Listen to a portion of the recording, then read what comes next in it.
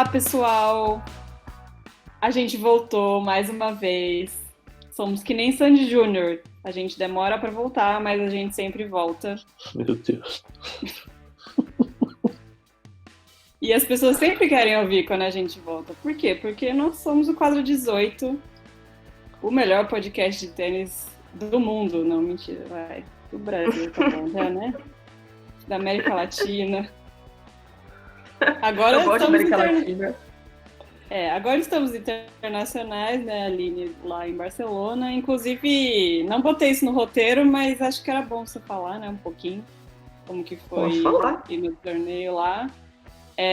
Bom, eu sou a Sheila Vieira, estou mais uma vez com o Alexandre Cossenzi e a Aline Calerron. Como vocês estão? Eu também. Tudo legal. Tudo show aqui também. Ok, Tica. A gente vai falar... Na verdade, esse episódio, ele é mais um pré-Roland Garros, porque a gente decidiu esse ano não gravar um episódio depois que as chaves saíram. Porque, não sei, acho que perde um pouco o timing do que aconteceu nesses torneios anteriores, a gente só fala da chave, talvez em Roland Garros a chave não seja o mais importante. Então a gente decidiu gravar um pouco antes e falar sobre mais coisas. Como, por exemplo, o fato de que os 3 Masters 1000 preparatórios foram vencidos por jogadores diferentes. Fognini, Djokovic, Nadal, Barcelona foi o time que ganhou, Federer voltou a jogar no Saibro e, enfim, saiu bem, não excelente, mas bem. O Tsitsipas aparecendo aí como um dos favoritos também para Roland Garros, jogou muito bem no Saibro. O Zverev se estrepou aí no meio do caminho, a gente não sabe muito bem o que está acontecendo com ele. No feminino, a Bertens e a Pliskova ganharam os 2 torneios preparatórios principais. A Serena vai jogar Roland Garros, mas em Roma ela se machucou. Sharapova sumiu, enfim, ninguém sabe qual o paradeiro dela. Nas duplas, Cabal e Farah jogando super bem.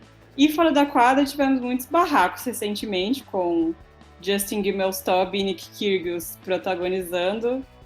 Mas então vamos começar por Barcelona, Aline. Fala um pouquinho aí como que foi estar no torneio de Barcelona. Eu fui durante toda a semana no torneio e... Primeiramente é bom porque eu nunca tinha ido num torneio fora, né, do Brasil. Eu tive a oportunidade de ir no US Open, mas bateu a preguiça, real. Aí eu não fui no US Open, mas aqui em Barcelona deu tudo certo para ir. A estrutura do torneio é fantástica, né? O clube é muito bonito, é tudo muito grande. Eu pude ir toda semana, então deu para ver o Sasha passando vergonha, deu para ver o Bruno fazendo a final. Eu também pude ver toda a estrutura dentro do clube, né? O Players Lounge é muito legal. O restaurante de jogadores era muito gostoso, muito bom, viu? Parabéns pelo suquinho, galera.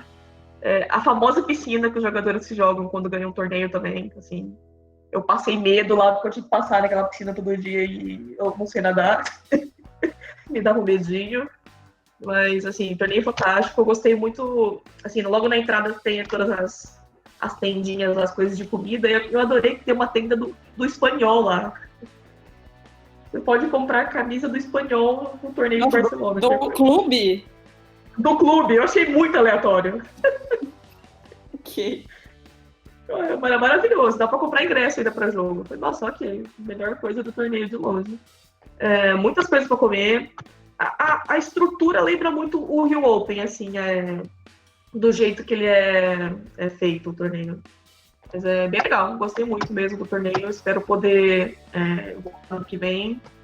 E foi muito legal ver o Bruno fazendo final nesse torneio também, né? Um pouquinho do Brasil ali. Bruno com a entourage dele lá de 47 mil pessoas juntos. Nossa, como tinha brasileiro, Jesus Cristo amado. Foi ótimo, gostei muito.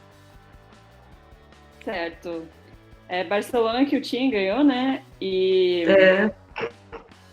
Mas vamos começar pelo Nadal, com sua frase já clássica, What happened in Rome? Como é que foi? What happened in Monte Carlo happened, and what happened in Barcelona happened, what happened in Madrid happened, and here we are. We are in Rome. Quando o Nadal chegou em Roma, inclusive, o fato dele falar essas coisas é porque ele estava sendo meio cobrado, né? Que ele não tinha vencido o torneio ainda. na temporada de Saibro, e porque o Fognini ganhou Monte Carlo. E se ele não ganhasse Roma, já ia começar aquele papinho de Nadal não chega tão forte, Roland Garros, blá blá blá. E ele foi lá e entregou uma semana impecável, perfeita, nota 1000, ganhando Djokovic na final. Então o Nadal meio que deu uma carteirada aí, eu que mando no negócio. Mas se ele não tivesse, por exemplo, se ele tivesse perdido a final pro Djokovic, mudaria alguma coisa? Não, né?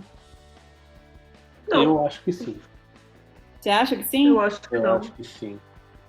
Eu acho que. Vamos ouvir Bom, os argumentos. não, primeiro que assim, mentalmente pra ele, perder o Djokovic de novo e no Saibro ia fazer diferença. Ainda mais se fosse aquele Djokovic meio, né, mais pra lá do que pra cá, que jogou a final de Roma. Mesmo assim, o Djokovic ainda foi e tirou um set.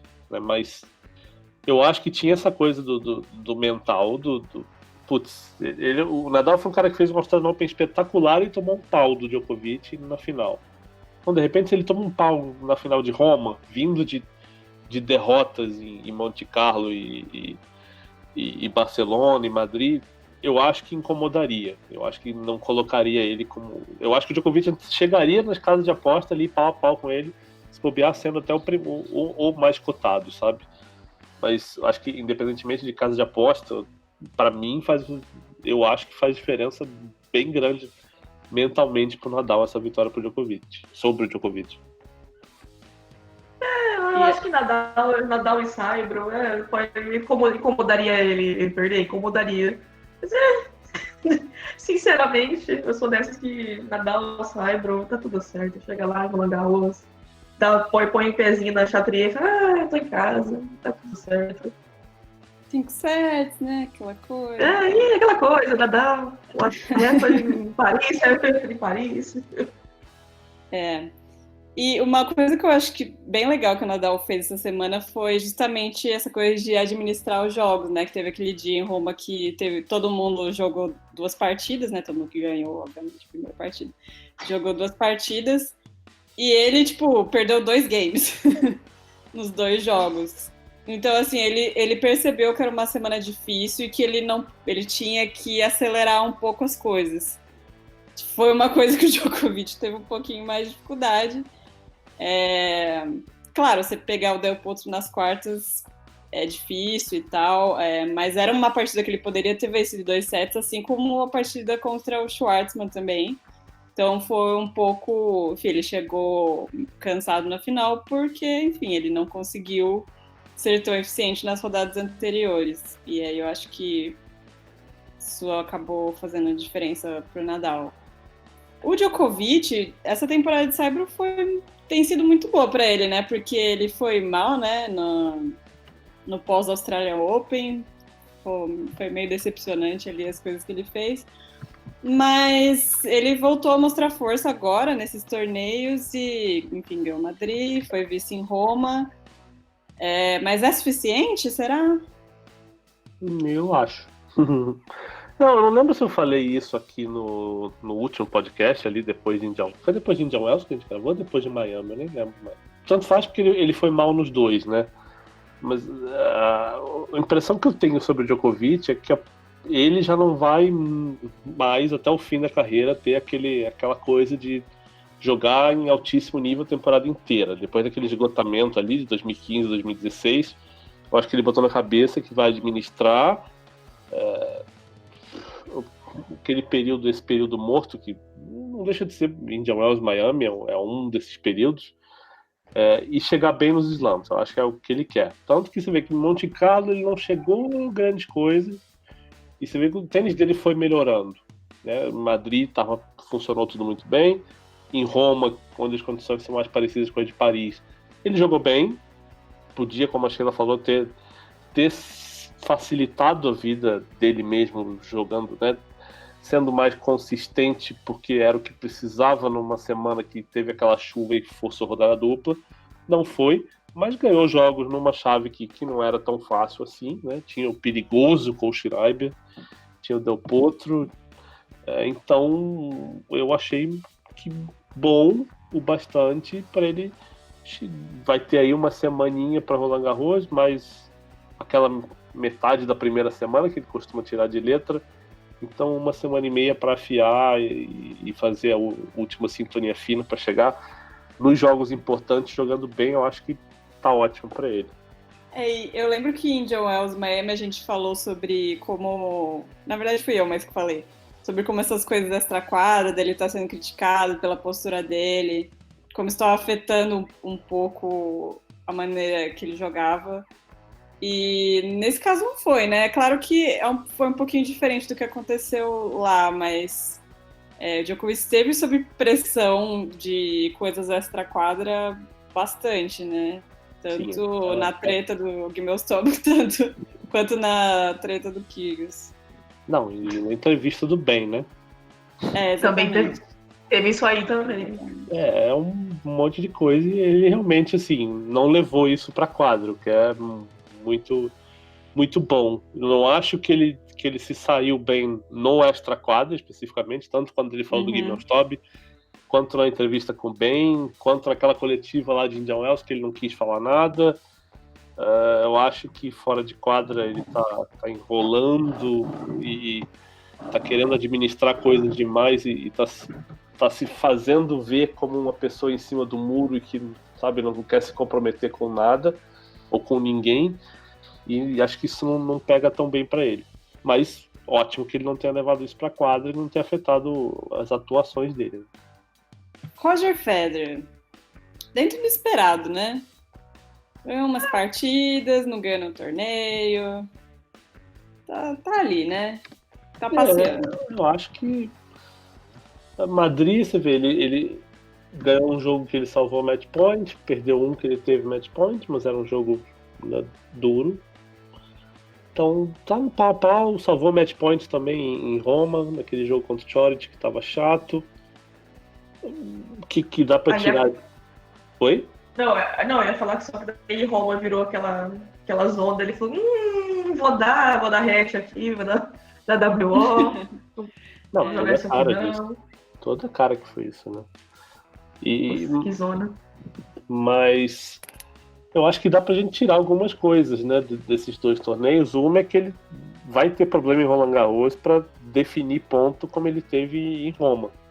O jogo com o Chorich, que é um cara mais consistente, que ficou ali no fundo, trocando backhand bem, esse tipo de jogo vai ser chato pro Federer. Né? Esse jogo com o Chorich foi um jogo que, assim, ele se virou na versatilidade dele, né? Dando curtinha, de vez em quando uma subidinha para rede ou outra. Não fez aquele saque voleio que funcionou mais ou menos em Madrid, mas em Roma ele já começou, já fez 1-2 contra o Chorich, levou passada e parou. Já viu que isso não vai funcionar ali, e o Roland Garros também não vai funcionar nos jogos grandes, nos jogos mais difíceis.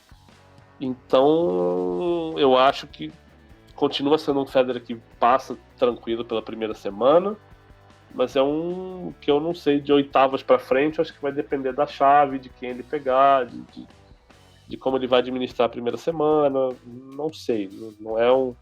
Ele realmente não tá entre os meus 3, 4 favoritos ali pro torneio, que ele estaria se fosse em qualquer dos outros 3 slams. Eu ia perguntar justamente isso pra vocês, se nas casas de aposta o Tim e o Tsitsipas estão aparecendo antes do Federer, se vocês acham isso.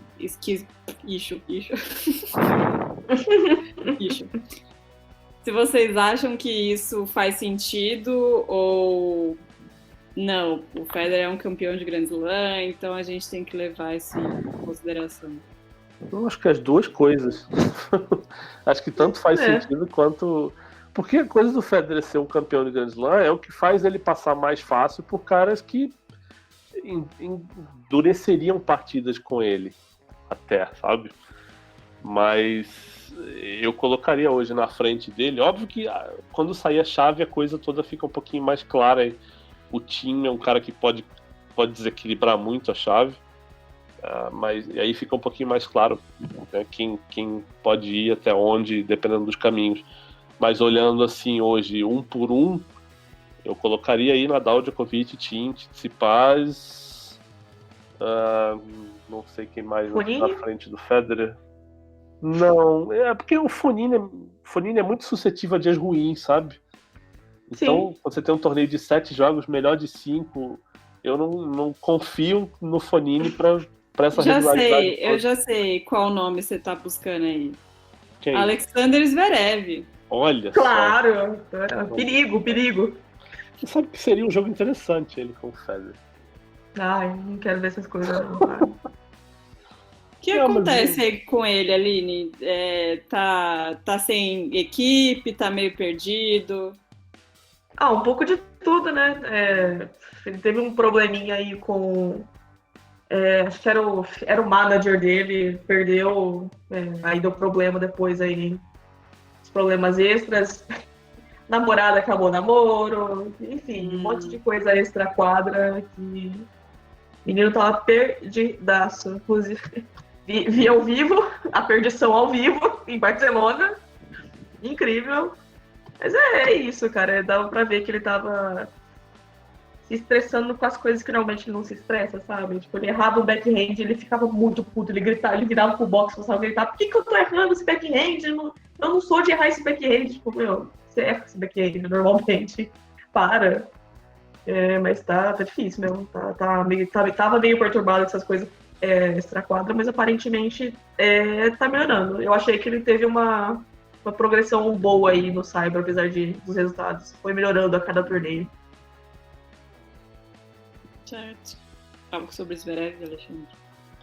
Não, eu não vi especificamente assim o Zverev tanto pra fazer uma análise bacana dele.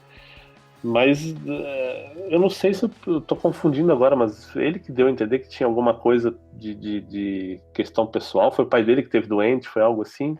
Fora de Também quadra, teve andou isso. afetando? Sim, também teve isso. O pai dele não tava podendo viajar, ele tava doente. E ele sente falta, né? Porque é o pai dele que é o técnico dele. Aí já junta isso, né? O pai é o técnico, e aí teve confusão com o manager, teve o namorado, não sei o quê. Enfim. Assim, o Zverev já é um cara que teria mais dificuldade normalmente no Cyber, apesar de ser um cara que ano passado quase ganhou do Nadal em Roma, já foi campeão em Madrid, mas é um cara que tem um pouquinho mais de dificuldade, eu acho isso pelo menos, no processo de construção de ponto, de quando ele não ganha tanta coisa com o saque ou do fundo da quadra, quando a bola começa a voltar mais do que o normal, ele é um cara que não... Acho que tem uma dificuldade de ler o que está acontecendo e de aplicar alguma coisa diferente para mudar o jogo, para tirar o adversário de uma zona de conforto. Acho que ele tem dificuldade disso, de sair do planinho A, B dele ali. E, óbvio, se tem coisa, né, fora de quadra pesando, aí pode virar uma bola de neve e a coisa desanda mesmo.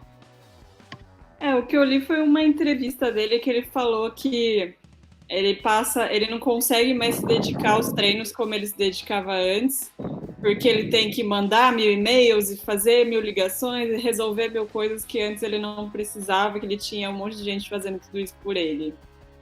E que ao mesmo tempo que ele acha que ele está crescendo como pessoa por causa disso, isso está prejudicando o jogo dele. Mas enfim, contrate pessoas, Sasha, você precisa de pessoas. Contrate pessoas. Esse é o conselho do dia, contrate pessoas. Vamos mandar nosso currículo pro Zverev. Mandar lá pro alex@zverev.com. Exatamente. É curioso, né? Normalmente o cara no nível dele não fica um tempo assim, né? Sem ter uma ou algumas pessoas fazendo umas coisas básicas de marcar voo, ver hotel, transporte, sei lá, encordoar raquete, um monte de coisas do dia a dia, né? Marcar quadra, carro e tal. Não sei que tipos de problema ele tem, se é só no tênis ou fora, né? Essas outras coisas também. Mas é estranho. Normalmente esse tipo de coisa se resolve rápido. Pra quem tem ranking, quem tem dinheiro, né? Mas então vamos aos palpites sem chave. Quem vai ganhar Roland Garros? Eu chuto Nadal. Você ousada, eu vou falar Nadal também. Você ainda mais ousado, vou falar Rafael Nadal Pereira. Chocante. Mas sabe o que eu acho louco? Ousado. Eu acho que se ele pegar o Djokovic na final, e esse jogo só pode ser na final, obviamente, Eu não sei, viu? Não sei se eu apostaria Nadal. Eu faço essa aposta assim, sem olhar a chave fechada, porque eu acho que existe uma chance maior do Djokovic tropeçar em algum momento do que o Nadal.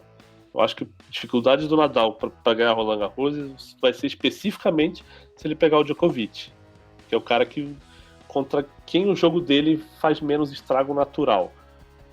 Mas o Djokovic tá mais, ele naturalmente é mais suscetível a complicações no meio do torneio. Então, por isso que eu apostaria no Nadal hoje. Eu não sei, eu acho que o Noli, pra ganhar do Nadal e Roland Garros, assim, quando ele conseguiu, era muito assim, ele tava no auge do auge do auge. E o Nadal tava muito mal aquele ano, né? Eu acho que é uma situação muito particular, mas vamos ver, né? Quem sabe. Um 5-7 aí não surpreenderia muito, né? Não. Surpresa. Alexander Zverev. Hora de eu dar aquela olhadinha nas chaves dos Masters. Não podemos dizer que o Tsitsipas seria uma surpresa, né? Del Potro seria? O Del Potro seria. Seria que pôs podríssimo, né? Se ele sobreviver 2 semanas, pô, que surpresa. O Bruce aí, inclusive, está concordando. Lá no fundo. Agora parou de concordar. Mas... Eu fechei o microfone, ele continua discordando. Eu fiquei positivamente surpresa com o Del Potro de conseguir passar uma rodada dupla e quase ganhar de Djokovic. Achei bem interessante pro Del Potro nessa fase do ano que ele ainda tá com um pouquinho de preguiça, né? Del Potro, assim, Austrália, preguiça extrema. Indian Wells, Miami, né? A churrasqueira tá ligada ainda, né? A churrasqueira ainda tá terminando, mas enfim, ele machucou. Passando. Ele machucou, né? Então, mas e no Saibro também, aquela preguicinha, né? A partir de Wimbledon que é a coisa que pega no tranco mesmo, né? Então, achei bem interessante essa campanha da Potro. Pode ser uma surpresa. Wawrinka, que enfim, o cara já ganhou o torneio. Mas acho que é um bom palpite também, assim, de pessoa que está um pouco fora do radar e pode fazer uma boa campanha. O Schwartzman tá ensaiando aí uma campanha boa em Roland Garros há algum tempo, né? O Schwartzman joga bem o West Open, normalmente. Mas ele... acho que é isso, né? Fonini não, né, gente? Fonini é aquelas, né? Qualquer situação, qualquer torneio, talvez vai, talvez não vai. Seria pra mim uma grande surpresa se fosse. Um bom nome talvez seja o Medvedev, né? Sim. Do Noli, Monte Carlo, um cara que gosta do Saibro, tá bem no ranking, tá em alta. Tá largando o demo nas duplas. Tá bem mesmo, tá indo bem. Então tá, e zebra? Quem vai decepcionar? Zverev, óbvio. Vocês respeitem Alexander Zverev. Não, meu eterno candidato à decepção é o Thiem, porque sempre pode acontecer. É isso que eu ia falar, inclusive. É um ótimo nome. Eu tava com essa Thiem, eu tinha assim, tipo, ele vai pra semifinal ou final, ou ele vai perder em uma das 3 primeiras rodadas, né, cara? É a cara dele, né? A não ser que debutar o Daniel. A não ser que ele, tipo, pegue o Nadal ele vai ser cabeça 4, né? Não dá pra pegar o Nadal nas quartas. Vai ser isso aí. Semi ou final ou perder na 3 primeiras rodadas. Pro Tyler Daniel. Bom, gente, é isso. Nosso primeiro bloco sobre ATP dentro de quadra. No segundo bloco, vamos falar da WTA de duplas. E vamos falar das tretas aí, dos quebra-pau. Que eu sei aí eu vou começar a falar. É o que vocês querem, afinal de contas, ouvir, hein? Essa parte é boa. Então, aguardem.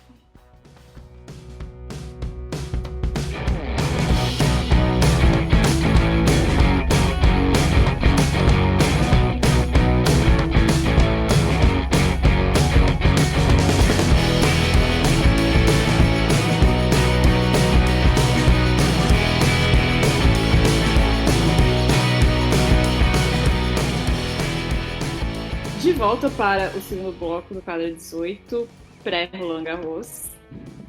Vamos falar de WTA. Kiki Bertens ganhou Madrid, talvez não muito surpreendente, né? E a Pliskova ganhou Roma, o que certamente é muito surpreendente. A Kvitova ganhou Stuttgart, né? Que também é como se fosse o Monte Carlo da WTA. Mas, como sempre, a gente chega em Roland Garros com aquele ponto de interrogação. Quem que vai ganhar essa porcaria? Nas casas de apostas é a Halep, né? Mas será que além, tipo, dela ser a campeã e tal, uma coisa mais de afinidade com o saibro, que as outras gostam mais de quadras rápidas, aí a galera vai um pouco nessa zona de conforto? Ou é porque a Halep é a mais consistente desse grupo? Normalmente é porque é mais consistente. Então, para casa de aposta, acaba sendo o mais seguro, ou para eles o mais arriscado. Mas é aquilo, né? A Halep é a mais consistente, e aí sempre existe esse risco dela pegar alguém inspirado na semana e passar por cima dela. Alguém que bata mais forte na bola, que saque mais forte, enfim. Né? Que tenha mais bola que ela. Sempre existe esse risco. Agora tem que ver quem que vai chegar vivo lá, né? Porque a lista de desistências em Roma foi um negócio assustador. Então, não sei, né? A Halep, que não desistiu, saiu machucada. Kvitova saiu machucada. Muguruza saiu machucada. Serena, Osaka. Quem mais? Peraí. Wozniak, Ostapenko, Gerges, Cornet. Todo mundo saiu, todo mundo abandonou o torneio. E aí Mas não tem também uma coisa de foda-se isso aqui, bateu preguiça também, né, da galera, né? Então, a zona que tava Roma. Também. Acho que tudo pesa. Né? Mas aí aquela primeira dorzinha, não, vou tirar daqui. Sim. Mas a dorzinha é um indicativo de que pelo menos é um povo que sabe que não vai treinar 100% essa semana. Não vai treinar como gostaria de treinar para chegar em Roland Garros voando, sabe? Mas você acha que foi um lance de sorte aí da Pliskova ou dá para acreditar? Então, eu acho que um pouco de cada. Acho que a questão da Pliskova é que assim, não dá para ter uma noção exata do quanto ela jogaria no Saibro, ou quanto ela teria feito contra adversários mais fortes, porque ela ficou aí, ela teve não sei se ela foi uma gripe, alguma coisa, que ela ficou um tempo tomando antibiótico, que ela saiu de Stuttgart, aí apareceu em Roma, não foi isso? Eu não lembro exatamente o calendário da Pliskova, mas ela não conseguiu jogar tudo. E inclusive o torneio que ela perdeu Ela jogou no Madrid, sim. Que foram 2 torneios que ela não estava 100%. Um pegou o começo e o outro o fim do período de antibiótico. Em Madrid ela chegou melhor. Ela falou que voltou a treinar bem. E aí, né, pegou essa chave que foi se abrindo para ela. Ela estava ali no grupo que podia pegar a Kvitova na semi. A Kvitova saiu machucada, a Pliskova acabou ganhando a Sakkari. Podia ter jogado contra a Muguruza nas quartas, a Muguruza abandonou e a Pliskova pegou a Azarenka. E a final, que podia ser uma final legal contra a Kiki Bertens perdeu da Johanna Konta, que essa sim eu acho que foi a grande torneio pra mim. Mas também a Konta entrou nessa conta aí de desistências, porque ela podia pegar a Serena ali nas oitavas, e pegou a Venus e ganhou. Nas quartas ela podia pegar a Halep, e a Halep ficou no meio do caminho. Então, sabe, ela se deu bem aí. A grande vitória dela foi contra o Kiki Bertens. Mas aí, beleza, mérito, parabéns. A Bertens é uma que no Saibro aí sempre dá uma ameaçada. Roland Garros já ganhou de muitas favoritas. Uhum. É um nome legal. E vem mostrando consistência, né? Uhum. Sim. Mas ela, nas casas de apostas, ela tá em segundo. Faz sentido, né? Os últimos 3 torneios dela fez semi em Stuttgart, ganhou Madrid e fez semi em Roma. Tá numa sequência boa aí. Imagina a Holanda ganhando. Ai, sonho meu, gente. Vai, Kiki Bertens. Inclusive, aqui a Kvitova tem terceiro. Antes da Osaka. Talvez porque ela ganhou o Stuttgart. Vamos combinar que a temporada da Osaka, assim, o pós-Australian Open da Osaka é um negócio muito esquisito. Aliás, o pós-Australian Open não. Se você pegar o ranking dela e olhar 52 semanas, você vai ver 3 semanas muito boas e o resto ela não fez quase nada. Só que, óbvio, né? Você ganha 2 slams. Então. Beleza. Bom. 2 slams você ganha um certo crédito pra não fazer nada em algum lugar. Mas eu acho que ela até gostaria de ser um pouco mais consistente. Sim. Justamente para evitar esse tipo de só joga bem em Grand Slam, essa coisa meio muguruza, né? Não, eu conferi aqui, ela fez 3 finais, né? Australian Open, US Open e Tóquio. Ela perdeu de quem? Da Pliskova, óbvio. Logo. A Pliskova tá número 2 do mundo, vai que. Logo Pliskova, verdadeira número 1. Vai que, né? Serena Williams. Serena Williams voltou. Serena Williams jogou uma partida. Serena Williams ia enfrentar a sua irmã, Venus. Mas ela desistiu antes da partida. Cara, eu não quero mais falar da Serena, porque depois de Serena vão querer me matar, cara. Eu não consigo achar nada bom da Serena pra falar. Vai rolar o boicote do Alexandre com a Serena? Nem o vestido dela no Met Gala me convenceu. Foi ótimo. Não, peraí. Vamos respeitar aquele vestido com aquele tênis, tá bom? Ai, maravilhoso. Meu Deus do céu. Mas era pra ser extravagante. Era. Tava no tema. Amarelo super combina com ela. Amarelo bolinha de tênis. Sim. Não, o vestido do Met Gala eu defendo. A única coisa que eu tenho pra falar sobre a Serena. Vocês acham que ela passou mais tempo treinando ou planejando o Met Gala? Com certeza, planejando o Met Gala. Planejando o Met Gala, sim. Não. É o único comentário que eu vou fazer. Não há dúvidas. Mas, cara, isso que é foda, né? A Serena volta e aí ela vai jogar Roland Garros e eu acho que ela consegue umas quartas. Eu acho. Consegue, claro que consegue. Eu acho que ela consegue umas quartas. Mas a Serena, eu acho que ela...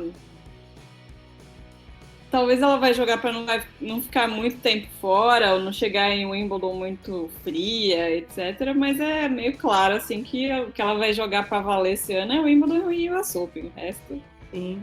Que aliás, eu gostaria de repetir o comentário que eu fiz ano passado, que é que o Hewitt já jogou mais torneios do que a Serena esse ano. Eu queria lembrar isso mesmo. Bom. E falando na nossa outra diva pop aí do tênis, Maria Sharapova. Não vai jogar Roland Garros. Ela vai voltar a jogar alguma coisa? Não sei, tá estranho, né? Tá ficando mais estranho isso aí. Tá, e eu acho que também não vou falar da Sharapova porque os fãs dela vão me odiar, mas isso tem que ser comentado, assim. O histórico de resultado da Sharapova pós-punição por doping joga muito contra ela, sabe? Por mais que você queira defender, ela entra na lista de tenistas que foram muito bem, tiveram uma suspensão por doping e voltaram e não conseguiram repetir aquilo. Eu acho isso muito desagradável pro legado da pessoa, se é que você pode falar que a Sharapova deixou algum legado no tênis. Mas é extremamente desagradável, porque seria muito legal ela voltar competindo, ganhando, brigando ali, fazendo semifinal de torneio grande e tal, né? Mostrando que, olha, realmente foi um deslize, aquilo não me dava vantagem nenhuma e tal, mas não tá acontecendo. Mas o feed do Instagram dela tá bonito, vai. Tá. Não, eu achei, tá vendo? Entre ela e a Serena no Met Gala, eu achei o look Sharapova mais legal. Eu não vi o da Sharapova, deixa eu ver. Parece que você vai abrir as fotos da Sharapova no Met Gala, parece que ela tá flutuando, não dá pra ver a perna dela. Esse vermelho? Dá uma olhadinha. Esse vermelho. É mais assim, classicão, É mais cara de Sharapova mesmo. Tinha nada a ver com o Met Gala, mas enfim. Foi de bonita, né? Foi de bonita. Tipo Gisele Bündchen, tipo, foda-se o tema, eu sou a Gisele. Mas enfim. Não, é realmente bizarro essa coisa que ela não conseguiu voltar, inclusive porque teve aquele US Open que ela ganhou da Halep na primeira rodada, que ela jogou muito e foi incrível. Todo mundo, nossa, a Shapovalov voltou, provando seu valor. Ai, Não. nada se manteve, nada saiu dali. Pois é. E era muito... E, assim, o complicado é que o forte da Maria, que todo mundo falava, inclusive em termos de estatística, é que ela jogava muito bem no terceiro set. E o Meldonium justamente era para aumentar essa resistência. Então, ou ela deu muito azar. Joga tudo contra. Ou ela deu muito azar, sabe? É uma coincidência muito grande.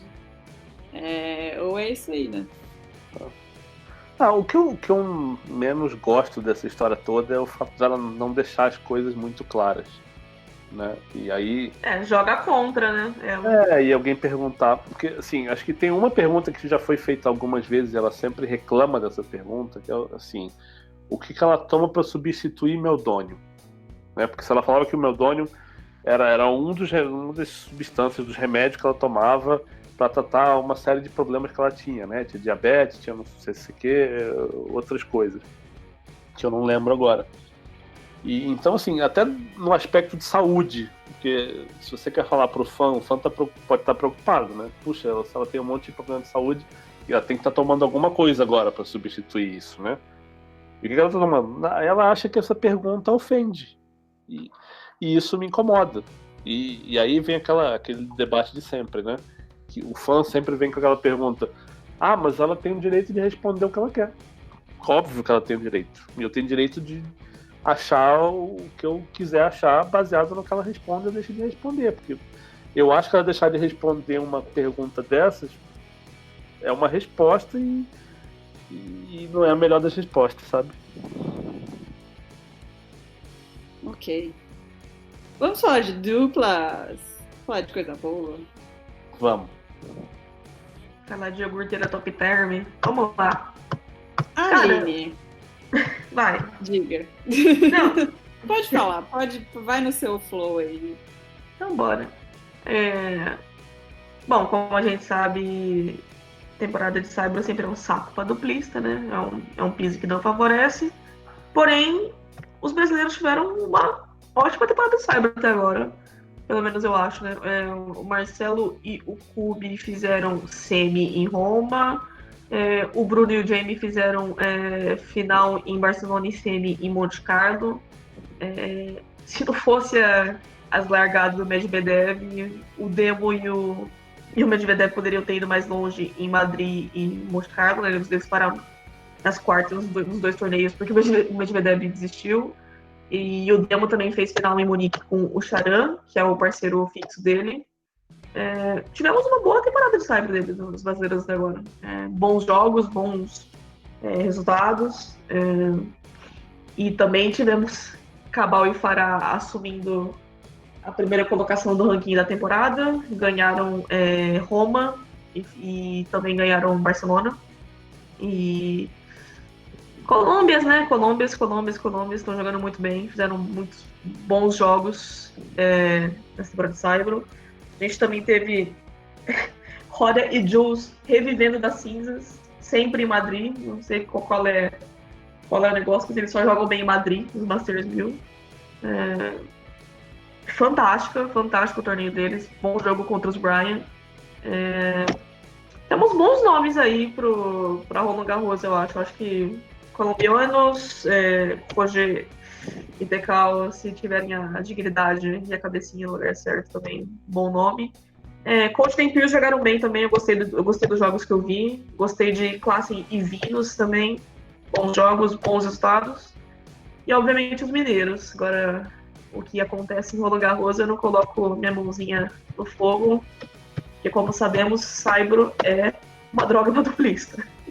Apenas oremos pelas chaves em Roland Garros. O Demo vai jogar com o indiano? Sim, a parceria fixa dele é o Charan. E são só os três que vão jogar dos brasileiros. Sim, na Marcelo Triste. Bruno. Exatamente. Então tá. Vocês querem falar mais alguma coisa? Eu quero falar que o Romboli, eu gosto tanto do Romboli que eu queria lembrar. Ele foi campeão de dois challenges agora em abril. Ele ganhou em Tallahassee e ganhou a Savannah. E o Fabrício Inês ganhou um challenger também, né, recentemente. Foi Braga, se não me engano. Jogando com o Gerard Granollers. Grande Gerard Granollers. Grande Gerardo. E agora eu não vou lembrar de cabeça, mas a Bia jogou um WTA com a Luísa Stefani e foram bem, né? De Praga. Elas ganharam a primeira rodada e perderam da Melchar e da Pesca, dupla fortíssima, 10-5 no match tie-break. Sim. Foi quarta de final. E Inusitado, né? elas fizeram final, né? Só que lá é W80, Challenger. né? Como se fosse um Challenger, né? Perderam a final, inclusive, com match point. Brasil nas duplas, né, gente? Sempre. Brasil nas duplas. brilha. O Orlandinho e o Rafa Matos também fizeram aí, ó. Levaram aí no Interf. Como é que eles chamam agora mesmo esse negócio? Transition Tour. Transition, isso aí, que não vai existir mais, pelo jeito, né?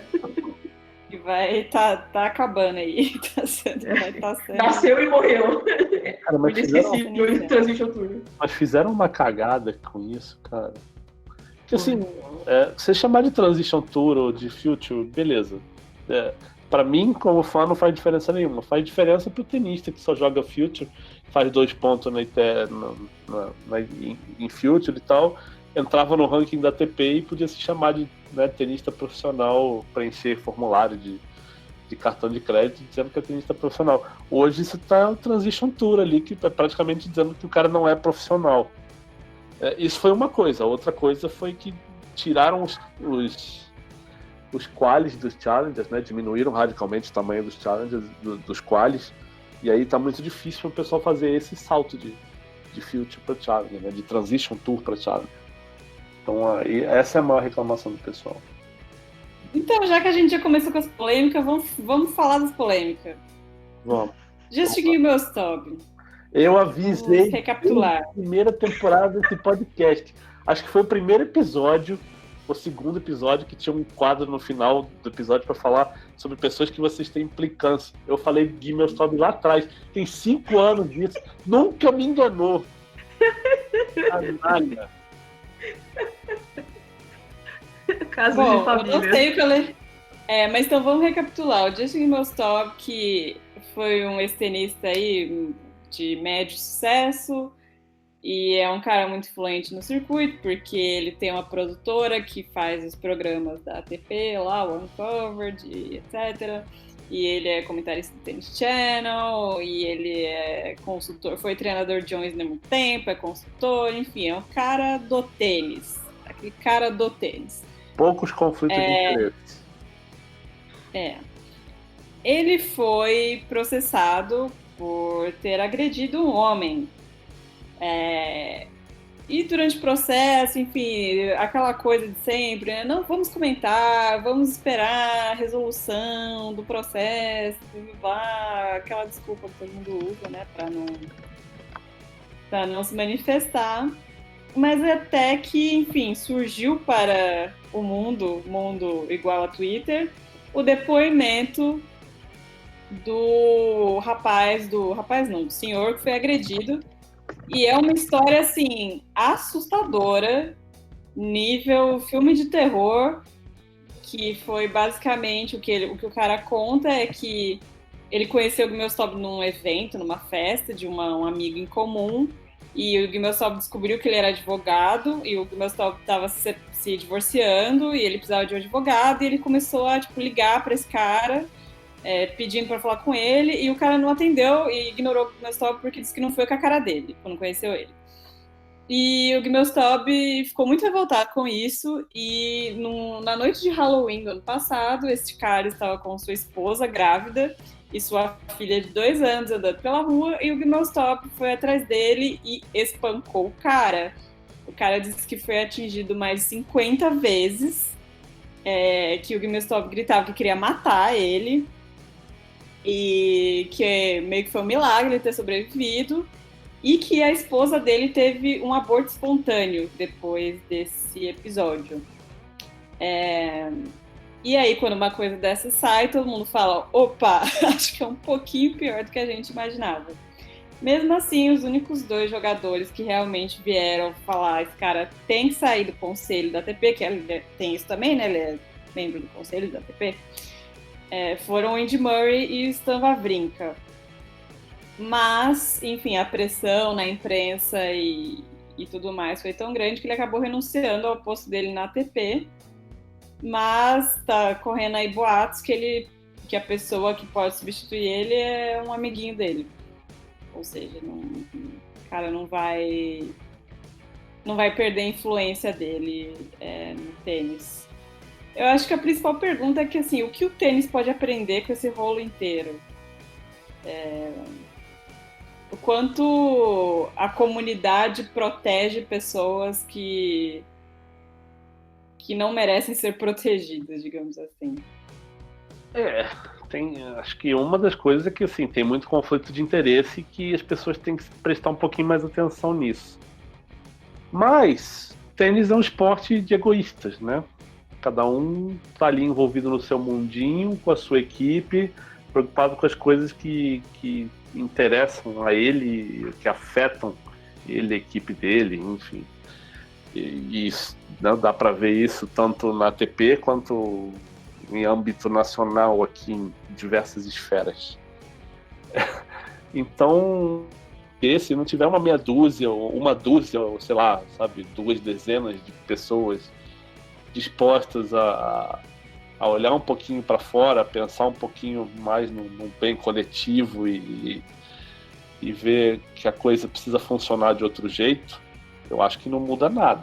Cada um, se continuar essa coisa de cada um na sua, só vou me preocupar com o que me afeta, beleza, a coisa continua desandando e uma hora vai chegar numa crise que as pessoas vão ter que parar e pensar, opa, tá acontecendo alguma coisa muito errada há muito tempo. E acho que o tênis masculino não chegou nesse ponto ainda.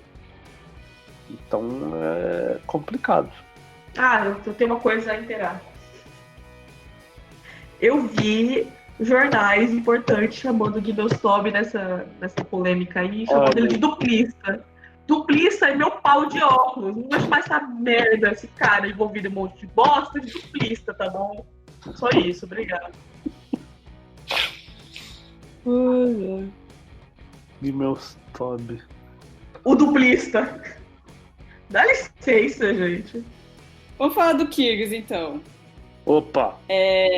O Kyrgios deu entrevista para o Ben Rodenberg, do podcast No Challenges Remain. E ele falou várias coisas nesse podcast. Recomendo que vocês escutem, quem manja aí dos inglês.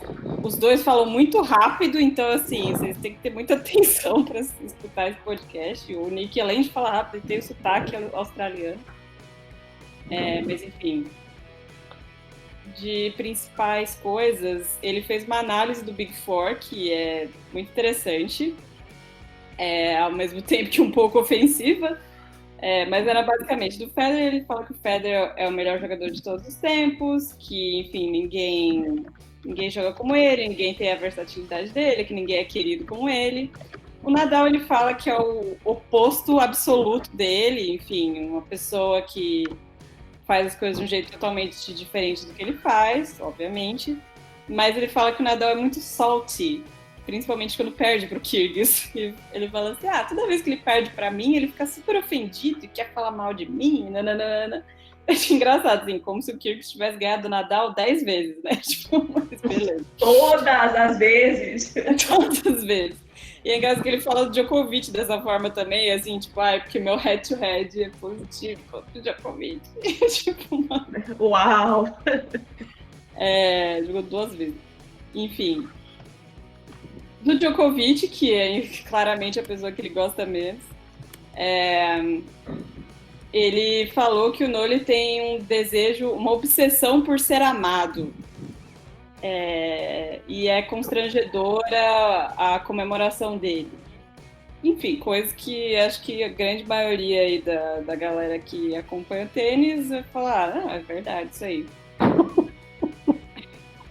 Não, eu acho a comemoração brega, mas assim, o Nole é brega e dois, tem a ver com o avô dele e, tipo, é um negócio dele, sabe? Então, acho que não é muito certo zoar isso.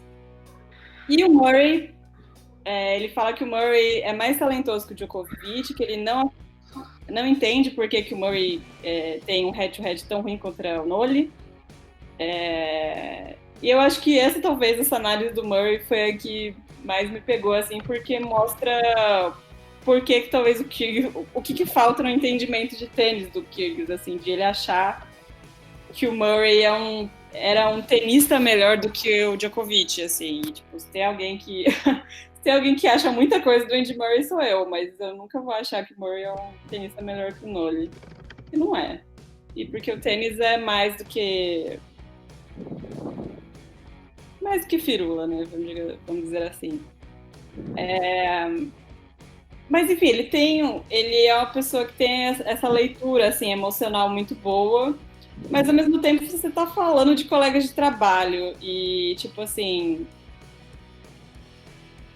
você expor as pessoas dessa maneira, claro que assim, todo mundo expõe muito ele também, né? Um pouquinho trocado. No caso do Djokovic, que eu acho que o Djokovic meio que caga pra ele. Mas o Nadal certamente se irrita mais, assim, porque o Nadal, tipo, o que o Kyrgios faz pro Nadal é uma ofensa ao esporte, né?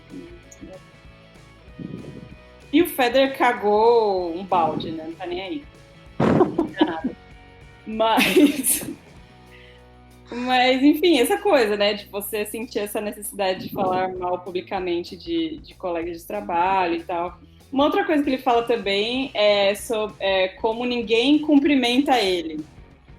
E ele não fala disso como se fosse uma coisa pessoal, tipo, ninguém me cumprimenta. Ele diz que todo mundo fica no seu celular, fica com a sua equipe, ninguém interage, corre, odeio esse ambiente. E acho que muita gente aí do tênis também vai se identificar com isso, principalmente uma galera mais velha que já parou de jogar, que na nossa época era diferente, agora esses millennials que só ficam no celular e tal. O Kyrgios também falou que na campanha dele em Acapulco, ele foi pra balada todos os dias e ele dormia às 4 e acordava tipo às 11 pra jogar, e ele ganhou o torneio porque ele é muito foda. E teve uma parte que ele falou que ele se sente muito triste por estar longe de casa, e como ele é australiano, ele passa muitos meses longe, que ano passado ele passou 6 meses sem ir para casa, que isso deixa ele triste, e que quando ele vai para a Austrália ele não faz nada, ele não pega na raquete, ele não vai na academia, ele só fica comendo e bebendo. Mas a coisa que mais me tocou foi quando ele fala sobre o caso Dona Vekic, Stan Wawrinka, Kokinax, que não só ele diz que não se arrepende de ter falado aquilo, como que no basquete seria normal. Essa foi a única coisa desse podcast que me deixou um pouquinho revoltada, assim, tipo, depois de tudo que aconteceu, você realmente não se tocou que você não pode falar sobre os tenistas com quem outros tenistas estão transando? Tipo, realmente ainda estamos lá? Isso é o que me pegou. O resto, assim, tipo, sinceramente, whatever. É até interessante, assim, porque ele fala de uma forma aberta que outros tenistas não falam, né? Não, eu achei muito interessante. O Gulbis tinha um pouco disso também, assim, de tipo, criticar os outros jogadores pelo ambiente e falar o que ele pensa sobre todo mundo e etc. O Kyrgios tem isso também e é legal de ouvir porque você está tendo acesso a uma coisa que você não teria. Mas eu acho que no fundo o que a gente tem que pensar é que assim, o Kyrgios ele é um entretenimento para todos nós, né? Tipo, altos GIFs e notícia e tal. Mas se a gente quiser realmente pensar no que é melhor para ele, eu acho que aí a gente tem que fazer algumas distinções, porque não é só uma questão de o Kyrgios faz bem pro tênis. Tipo, sinceramente, o tênis segue sem ele, vai seguir sem ele. Se ele parar de jogar amanhã, ninguém se... Tipo, as pessoas vão se importar por um mês. Não faz diferença o que ele faz bem pro tênis ou não. Eu acho que a gente tem que pensar o que essa pessoa, pelo que essa pessoa está passando, que ela precisa tanto, que ela é tão carente desse jeito, de precisar, assim, expor as outras pessoas para ter atenção. E essa coisa que ele fala, que ele sempre fala que ele é muito infeliz com a carreira que ele tem. Então, eu acho que a gente tem que deixar um pouco o debate moralista de o que ele está fazendo é errado e pensar um pouco na pessoa. É mais ou menos assim que eu vejo. E vocês? Tem uma coisa que eu gostei muito dessa entrevista, que foram as reações dos fãs. Porque tem aquela coisa, por que a gente deve levar o Kyrgios a sério se ele não leva o tênis a sério? Eu acho que sim, eu acho que ele deve ser levado a sério, porque ele não tá falando ali... Aliás, ele falou também de como ele leva a carreira dele, e acho que ele foi extremamente honesto no que ele disse, né, sobre o que ele falou, sobre a falta de profissionalismo dele em vários momentos, inclusive na parte que ele fala de Acapulco, né, que ia pra festa, voltava todo dia 4 horas da manhã, que se ele não fosse pra festa ele estaria fazendo um desserviço ao torneio e tal, e foi o torneio que ele foi campeão, né, ganhou do Nadal lá. Mas o curioso das reações foi o seguinte: basicamente você tem um grupo de fãs do Federer dizendo que, puxa, que entrevista legal, como ele foi honesto e tal, e do outro lado tinha os fãs do Djokovic dizendo, por que levar um cara desse a sério? Olha o que ele fez. Aí no dia que ele quebrou lá, tirou um banco no meio da quadra, foi expulso, desclassificado do torneio, os fãs do Djokovic vieram com força total, né? Aquela coisa dizendo, tá vendo? Quem tá levando a sério um cara desse? Não pode levar a sério. Sabe, tentando analisar fora dessa coisa clubista, tem muita coisa interessante no que ele fala ali, tem muita verdade no que ele fala ali, e eu concordo com o que ele fala, inclusive sobre o Djokovic. Eu não iria tão longe a ponto de dizer que é uma obsessão doentia, mas fica claro que o Djokovic tem um pouquinho dessa necessidade que ele sente, e que magoa ele não ser tão amado no mundo quanto o Federer e Nadal. E isso, aí vão me matar, mas enfim, já tô aqui e vou falar mesmo. Isso vai um pouquinho para os fãs dele. Os fãs têm um pouquinho disso. Como os fãs têm um pouco dos seus atletas mesmo, né? Como fã do Murray, e eu me incluo aqui, tem um pouco daquela coisa de ser pessimista ou de ter um complexo de inferioridade, de achar que o Murray sempre vai perder um jogo que ele tá ganhando. Como fã do Federer, tem o orgulho do Federer e se incomoda quando alguém ousa dizer que o Federer não é o melhor da história, ou que não dá para fazer essa comparação e tal, e tal, e tal. Os fãs acabam levando isso, mas tentando observar de fora, eu acho muito importante que um cara como o Kyrgios fale tão abertamente sobre o mundo do tênis, sobre, como a Sheila falou, sobre cada um viver no seu mundinho e não cumprimentar o outro, viver dentro da sua equipe, e isso acaba juntando com o que a gente estava falando, né, do Gimelstob, o que eu falei sobre o egoísmo do mundo do tênis, né, no problema do Gimelstob, no problema do tênis masculino especificamente. Então são peças que vão se encaixando, e é muito legal você ouvir o Kyrgios falando sobre o que acontece ali, sabe? Não é para concordar com tudo que ele fala, óbvio, mas é interessante ouvir um ponto de vista de um cara que tem destaque no circuito, que é um cara que tem um talento enorme e que vê as coisas de uma maneira diferente da maioria. Eu acho bem interessante. Eu tenho algumas coisas a pontuar, né? Primeiro que ele fala todo orgulhoso que ele tem o head-to-head positivo contra o Djokovic, e eu quero lembrar que o Taro Daniel também tem. É verdade isso. Eu concordo com algumas coisas que ele disse também no podcast. Eu concordo um pouco com essa coisa do Djokovic querer agradar muito. Eu acho que o pessoal, os fãs mais antigos do Djokovic veem isso com mais clareza do que os fãs mais atuais, porque dá pra ver a mudança que ele teve, como se diz, em relação ao que ele diz na imprensa, ao que ele faz, enfim, dá para perceber um pouco sobre isso, que ele realmente quer ser. Ele era mais autêntico antes. Ele exatamente. Agora parece que tudo que ele faz é uma coisa muito, muito pensada, muito quadradinha, assim, que ele perdeu um pouquinho dessa autenticidade. Que, assim, é natural, pode ser muito natural quando você começa a ganhar sucesso, mas ao mesmo tempo fica estranho se você tá acompanhando essa pessoa durante muito tempo. O que mais que eu tinha que falar sobre isso? Eu não gosto do Kirby, acho que é só isso mesmo. Frases fortes, A gente podia ressuscitar o Chupar Kirby aí, né? Inclusive tem Tá aí o áudio pra isso. Inclusive, favor inserir o áudio agora. Chupar Kirby! Enfim, um personagem aí sempre um tanto polêmico, mas o negócio do Dona Vec, tipo, puta que pariu, cara. Eu lembrei outra coisa que eu ia falar. Ele fala desse negócio de os jogadores serem muito fechados no mundinho deles e que ninguém fala com ele, ninguém dá oi pra ele. Até um certo ponto, sim, né? O tênis profissionalizou mais, as pessoas têm esse negócio de todo mundo tem uma equipe, todo mundo leva tantas pessoas para tantos torneios, até aí beleza. Mas, sinceramente, você acha que alguém vai querer falar com uma pessoa que vai no podcast e fala as coisas? Ou que vai no Twitter e twitta as coisas?